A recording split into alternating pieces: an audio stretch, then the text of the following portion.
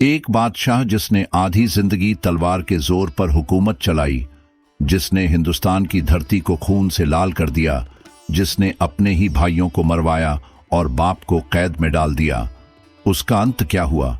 दिल्ली का तख्त तो हासिल कर लिया, लेकिन मरने के बाद उसकी कब्र न लाल किले में बनी, न ताजमहल के पास, बल्कि एक मामूली सी जगह, बिना किसी शान और शौकत के। ये उसकी आखिरी ख्वाहिश थी या एक मजबूरी? 1658 में जब औरंगजेब ने दिल्ली की गद्दी हथियाई तो सबसे पहले अपने ही भाई दारा शिकोह का सिर कटवा दिया। शाहजहां, जिसने ताजमहल बनवाया था, उसे कैद में डाल दिया। हिंदुस्तान की जमीन, जिसे कला, प्रेम और समृद्धि के लिए जाना जाता था, वह अब सिर्फ औरंगजेब की तलवार की परछाई में सिसक रही थी। लेकिन कहते हैं ना, जो दूसरों के लिए गड्ढा खोदता है, एक दिन खुद भी उसमें गिर जाता है। मुगलिया सल्तनत का सबसे लंबा शासन औरंगजेब का था, लेकिन इसी दौर में मुगल सल्तनत बिखरने लगी। औरंगजेब ने अपनी जिंदगी के आखिरी 25 साल दक्षिण भारत में लड़ाई लड़ते हुए बिता दिए, लेकिन नतीजा थकान, हार और एक बिखरती सल्तनत।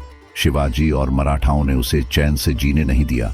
सिखों ने बगावत कर दी, राजपूतों ने उसकी हुकूमत मानने से इनकार कर दिया, और जब वो 88 साल का हुआ तो वो खुद कहने लगा, मैंने अपनी जिंदगी बर्बाद कर दी।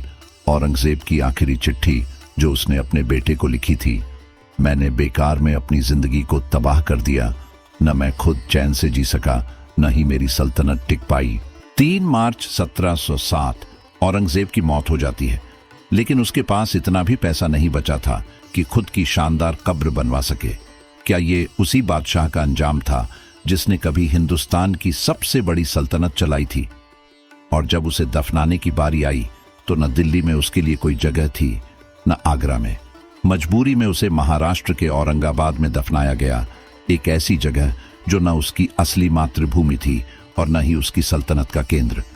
एक ऐसा शासक जिसने सोने की चिड़िया कहे जाने वाले हिंदुस्तान को जंग, अत्याचार और बर्बादी के रास्ते पर डाल दिया, जो खुद को सबसे ताकतवर मानता था, लेकिन आखिर में एक मामूली कब्र में दफनाया गया।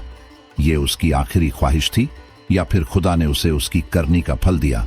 इतिहास गवाह है, जब किसी शासक का अंत ऐसा होता है तो उसकी कहानियां सिर्फ इबारतों में नहीं बल्कि खंडहरों में भी सुनाई देती हैं। अगर आपको हमारी ये ऐतिहासिक कहानी पसंद आई हो तो वीडियो को लाइक करें और हमारे चैनल को सब्सक्राइब करना न भूलें। इसी तरह की और ऐतिहासिक कहानियों के लिए बेल आइकन भी दबाएं ताकि कोई भी नई कहानी आपसे छूट न जाए।